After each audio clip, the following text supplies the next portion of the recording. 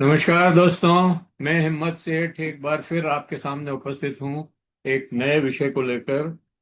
दोस्तों, हम महावीर समता संदेश यूट्यूब चैनल से बोल रहे हैं और आपका बहुत बहुत स्वागत है हमारे यूट्यूब चैनल पर। आज मेरे साथ पूर्व पार्षद हिदायतुल्लाह जी हैं।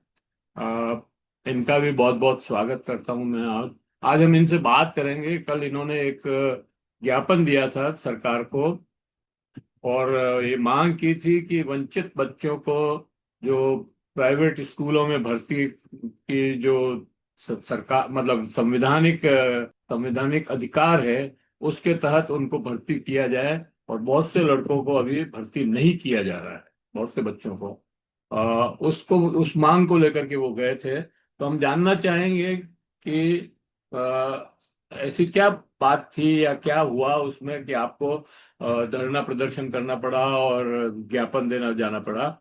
और सरकार स्कूल है इस बात को क्यों नहीं मान रही है, इसके ऊपर अपन चर्चा करेंगे। मैं चर्चा शुरू करूं उसके पहले ये अपील करूं कि अगर आपने अभी तक भी हमारे YouTube चैनल महावीर समता संदेश को सब्सक्राइब न किया है तो सब्सक्राइब कर दें, बेल आइकन दबा दें। और वीडियो आपको कैसा लगा ये कमेंट बॉक्स में जा करके हमें बताएं कि ये वीडियो आपको कैसा लगा, क्योंकि उससे हमको मालूम होगा कि हमें इसमें और क्या सुधार करने हैं। साथ ही अगर आपको अच्छा लग रहा है वीडियो तो लाइक करें, फॉरवर्ड करें और लोगों को भेजें, अपने सोशल ग्रुप पे डालें, ताकि इस इन खबरों का, इन बातों का ज्यादा से ज्यादा तक लोगों तक पहुंच सके। तो हिदायतुल्लाह जी, आपका बहुत बहुत स्वागत है हमारे यूट्यूब पर। और मैं जानना चाहता हूं कि आपने जो कल ज्ञापन दिया शिक्षा अधिकारी को, और शिक्षा अधिकार अधिनियम के तहत आपने कहा कि आरटीई के तहत निजी विद्यालयों में आवश्यक आवेदन देने के बाद भी उनका निरस्त प्रवेश कर रहा हूँ। प्रवेश नहीं हो रहा है। और वो जो है उनको परेशान कर रहे हैं। तो ये क्या, कौन कौन से स्कूल की बात है, कौन से स्कूल की नहीं, और क्या इसमें परेशानी है, जरा आप विस्तार से बताएंगे। सभी को जय हिंद मेरा। आ आरटीई राइट टू एजुकेशन 2009 के नियम के तहत हम बात करते हैं कि उसमें प्राइवेट स्कूलों में भी गरीब बच्चों को शिक्षा का अधिकार दिया गया कि ताकि शिक्षा में समानता आए। उसी के तहत हर साल एडमिशन होते हैं। कुछ परेशानी आती है। हम थोड़ा सा 25% का 25% का है कि प्रोविजन कर तीन रखा है। बच्चे तीन बच्चे पेड वाले लेंगे, एक बच्चा आरटी का लेना उनको। ये सरकार के नियम के तहत कंपलसरी है। जो भी स्कूल चल रहे हैं, चाहे वो स्कूल छोटा हो या बड़ा हो, सभी के ऊपर ये नियम लागू होते हैं। उसी के तहत हर साल बच्चों में एडमिशन होते हैं। और हम छोटा मोटा कोई परेशानी आती है उसका सामना करते हैं, साथ खड़े रहते हैं। और हमेशा एडमिशन निरंतर होते रहते हैं। कुछ कुछ स्कूल है जो अधिकतर लॉबिंग उनकी बड़ी है, वो हमेशा परेशान करते हैं। इसी के तहत अभी जैसे पिछली सरकार में, मैं साफ स्पष्ट कहूंगा कि इससे डरता नहीं हूँ। पिछली कांग्रेस सरकार में आरटीई में हम अगर आवेदन करते हैं तो आवेदन के तहत फॉर्म चेक होते हैं, लॉटरी सिस्टम खुलता है, नंबर आता है। और नंबर आने के बाद स्कूल वाले फॉर्म को एक्सेप्ट या रिजेक्ट करते हैं कोई छोटी या बड़ी मिस्टेक के कारण। तो हर बार सरकार की तरफ से ये हमें एक ऑप्शन दिया जाता है कि आपके इस फॉर्म में ये गड़बड़ है, आप इसको करेक्शन करके और ये फॉर्म री अपलोड कर दो। बाकी इस भाजपा सरकार में ये ऑप्शन नहीं है। एक बार स्कूल ने आपका फॉर्म निरस्त कर दिया, चाहे वो छोटा सा कोमा या नुक्ते की भी मिस्टेक होगी, वो फॉर्म रिजेक्ट कर रहे हैं छोटी छोटी मिस्टेकों को लेकर। क्योंकि आरटी में जो फॉर्म भरते हैं अधिकतर गरीब तबका है।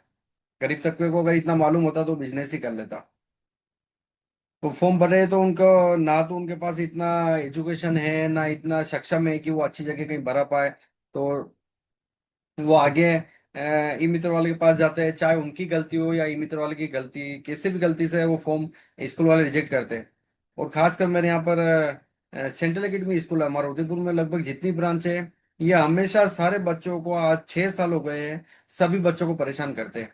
ये किसी भी बच्चों को लेने से बहुत कतराते हैं। इनकी विभाग तक ऊपर तक कार्रवाई होती है। और पिछली बार तो इनकी कार्रवाई यहाँ जिला शिक्षा अधिकारी ने नोटिस तक और निरस्त तक करने की कार्रवाई करी ये कि तो सांप्रदायिकता भी फैलाते हैं। इनका काम ही यही है, एजेंडा यही है।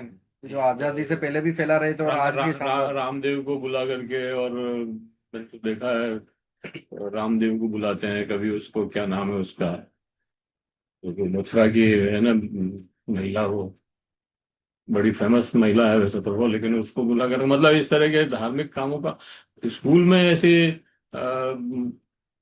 सांप्रदायिकता फैलाने का इनका क्या औचित्य है? खैर, हाँ, पता आप नहीं अपनी किस बात करें। मानसिकता है, अपन और मानसिकता पे नहीं जाना चाहते, क्योंकि ये तो आजादी से पहले भी ऐसे लोग कुछ फैला रहे थे। आजादी के दौरान भी हमारे जो देशभक्त थे उनके खिलाफ भी इन्होंने मुखबरी हाँ, नहीं, बहुत करी है, उस समय भी और अभी भी वो तो और एक आज भी कर रहे हैं। पूरी, तो ये एक एक पूरी लॉबी है जो मुहिम चली रही है वो तो। जो गलत को और सही करने पे आज भी उतारू हुआ है। उसी मुहिम के तहत शायद हो सकता है आने वाले वक्त में ये लॉबी थोड़ा ज्यादा हावी हो जाए और हम कमजोर होते जा रहे हैं, तो जो है हमारे वो, महाराणा प्रताप को, भगत सिंह जी को, अशफाक उल्लाह खान को शायद ये देशभक्त की जगह कहीं और करार देते, और जो देशद्रोही है उनको देशभक्ति की तरफ लाकर ये मेडल देगी ये, तो उसी मुहिम के तहत उसी तो मुहिम के नरेंद्र तहत। मोदी बने हैं। हाँ, बस उसी मुहिम के तहत ये कर रहे हैं। तो एक्चुअली क्या है कि ये छोटी छोटी मिस्टेकों को पकड़ के फॉर्म रिजेक्ट कर रहे हैं, और इस बार इस भाजपा सरकार ने उसके अंदर कोई री अपलोड का ऑप्शन नहीं दिया है, तो वो फॉर्म सीधा रिजेक्ट हो रहा है, और उसका अधिकार उससे छीनता जा रहा है। मैं जानना चाहता हूँ कि अगर ये फॉर्म लॉटरी सिस्टम से पहले चेक हो जाए, ताकि उस बच्चे का अगर फॉर्म गलत है तो उसको रिजेक्ट करे, और आगे वाला नंबर उसके ऊपर आ अच्छा, जाएगा। लॉटरी में आ जाने के बाद चेक हो रहा है फॉर्म? लॉटरी के में आ जाने के बाद चेक हो रहा है फॉर्म, और उसमें कोई री अपलोड का ऑप्शन नहीं है, तो हमारी मांग यही है कि जिसका फॉर्म अगर गलत है तो आप रिजेक्ट करें, कोई आपत्ति नहीं, बाकी कम से कम उनको अपनी बात रखने का, अपना पक्ष रखने का एक मौका तो दे। गलती कहाँ है? अगर छोटी गलती है तो आपको उसको इग्नोर इग्नोर करके नहीं, और पर उसका सिलेक्शन करने के बाद रिजेक्ट करने का तो कोई मतलब ही नहीं है ना।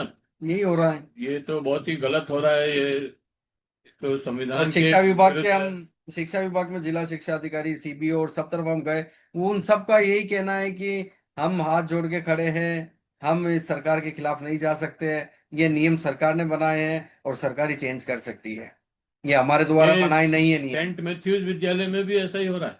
सेंट मैथ्यूज वाला हमेशा अंदर, यहाँ तक कि वो तो बच्चों को अंदर तक नहीं जान देता।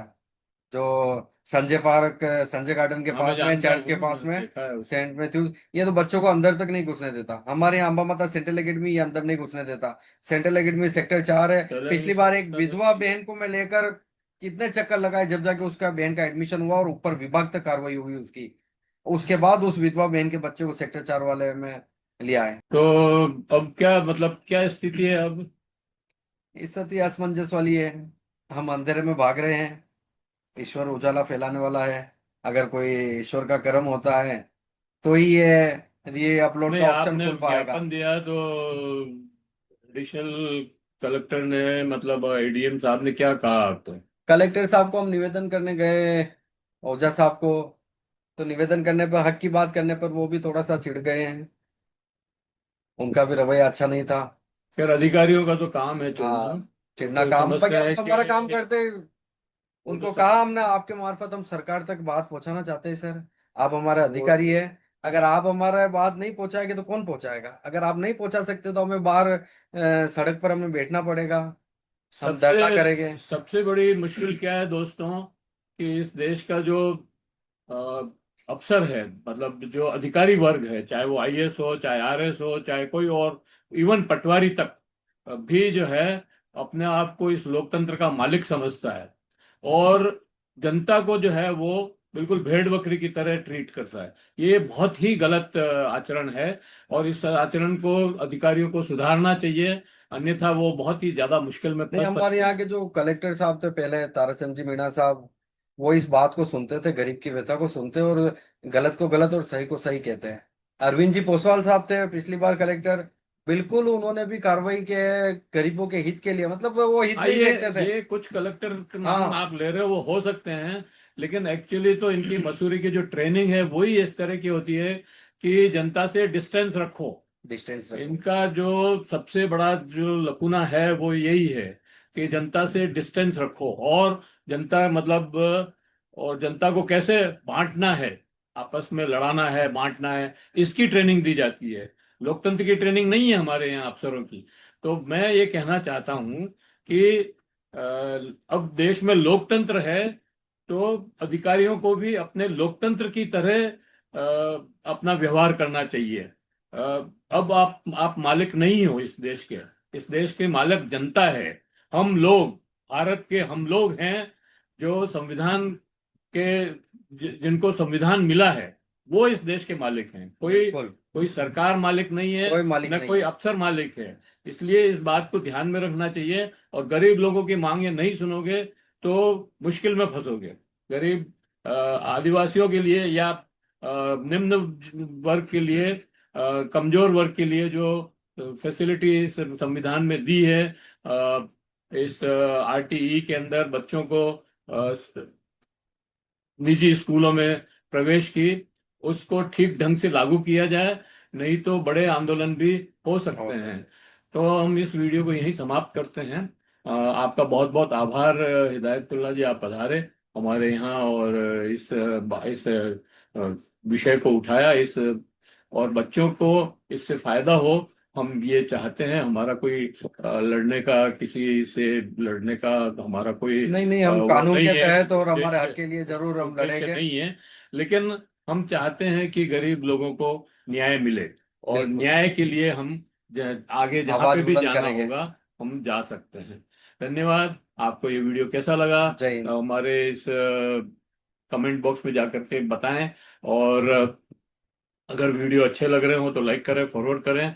और ये तो एक ऐसी समस्या है जिससे बहुत सारे लोग प्रभावित हैं, और खास तौर से निम्न वर्ग के लोग जो हैं। तो इसका जितना ज्यादा प्रचार करेंगे उतना ही फायदा होगा। जय हिंद, जय भारत। मिलते हैं फिर किसी और वीडियो के साथ। अगर आपने अभी तक भी हमारे YouTube चैनल महावीर समता संदेश को सब्सक्राइब न किया है तो सब्सक्राइब कर दें, बेल आइकन दबाना न भूलें।